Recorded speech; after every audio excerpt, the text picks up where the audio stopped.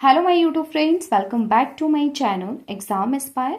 Ancient history में हम पढ़ेंगे संगम एज।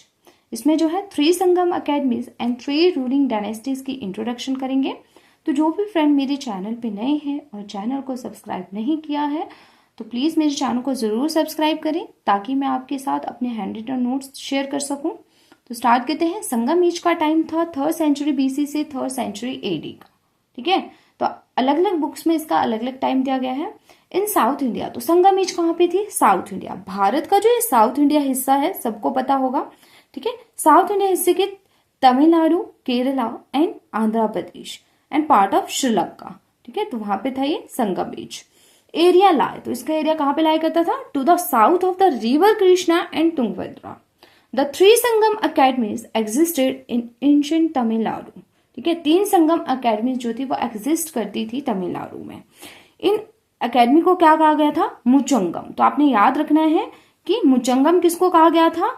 3 संगम अकेडमीज को। तो ये अकेडमीज कहाँ पे थी? तमिलनाडु में। इनमें जो है तमिल पोइट और स्कॉलर्स की सभाएं थी। Under the Pandya dynasty of Madurai, Madurai कहाँ पे था? तमिलनाडु में।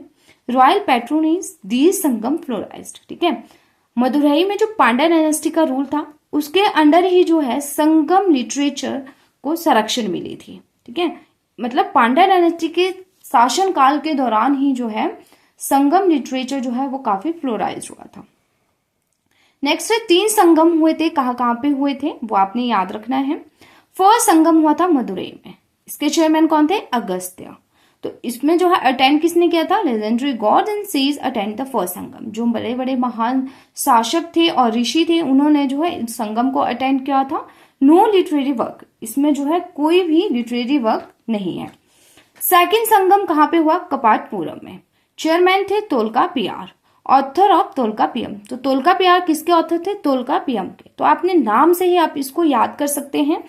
ठीक है, Tolkappiyam consider the earliest of Tamil literature work.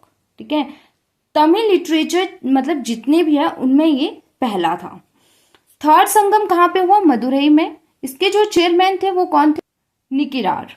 Only a few of these Tamil literature works have survived. बहुत सारे साहित्यों की रचना हुई बट इसमें जो है कुछ ही जो लिटरेरी वर्क थे जो सर्वाइव कर पाए। They can be utilize the reconstructive the history of Sangam period. तो संगम एज की हिस्ट्री पता करने के लिए जो है ये काफी थे। तो नेक्स्ट चलते हैं।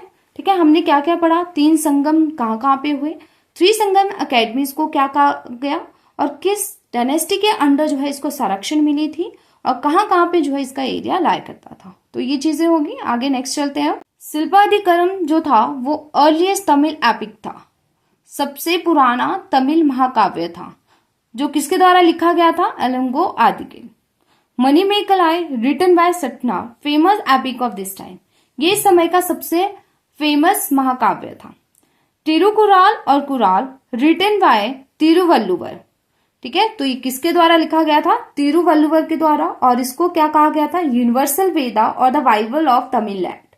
तो आपसे क्वेश्चन पूछ सकते हैं द बाइबल ऑफ तमिललैंड किसको कहा जाता है? तो आपने याद रखना है कुराल या Tirukkural.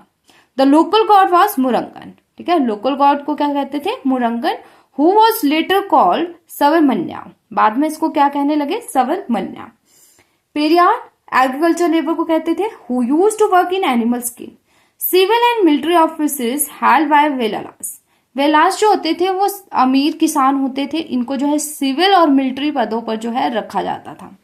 The king assembly was called Manram. ठीक है, जो राजाओं की जो विधानसभा होती थी उसको कहा जाता था Manram. It also acted as the highest court of the land. The land revenue was 1/6 of the produce. ठीक है, प्रोड्यूस का 1/6 जो होता था वो लैंड रेवेन्यू होता था। The ruling class was called Arasar. जो रूलिंग क्लास होती थी उसको कहा जाता था अर्सर। अनटचेबिलिटी एंड स्लेवरी जो थी वो उस टाइम पे बहुत ज्यादा प्रचलित थी। Captain of army were given the title of अनादि। ठीक है, जो आर्मी के कैप्टन होते थे उनको टाइटल होता था अनादि। Ashokan inscription mention about the Chera Cholas Pandya rulers to the south of Maurya empire. ठीक है, अशोका इंस्क्रिप्शन में इनके बारे में मेंशन किया गया है। Hathigumpha inscription of Kharavela of Kalinga also mention of Tamil kingdom. ठीक ठीक है। खारवेला की जो हाथीगोम्पा इंस्क्रिप्शन है उसमें भी जो है तमिल साम्राज्य के बारे में मेंशन किया गया है। The south India during the Sangam age was ruled by 3 dynasties, ठीक है। संगम एज के टाइम पे 3 रूलिंग डायनेस्टीज थी, कौन कौन सी थी? चेरा, चोला एंड पांड्यास। तो हमने पढ़ा कि कहाँ पे थी? South India side. तो ये आपको सबको पता होगा कि साउथ इंडिया साइड कहाँ पे है, ठीक है। यहाँ पे चोला, पांड्या एंड चेरा।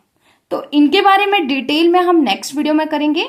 आज का यह वीडियो यहीं पे खत्म होती है। आई होप आपको ये वीडियो पसंद आई हो, तो प्लीज मेरे चैनल को जरूर सब्सक्राइब करें, वीडियो को लाइक करें और मेरी वीडियो को ज्यादा से ज्यादा शेयर करें। अपनी फीडबैक कमेंट सेक्शन में जरूर दें। अच्छा, मैं आपसे एक क्वेश्चन पूछूंगी, उसका आंसर आपने कमेंट बॉक्स में देना है कि सातवाहन डायनेस्टी के लास्ट शासक कौन थे, ठीक है। Okay, thank you.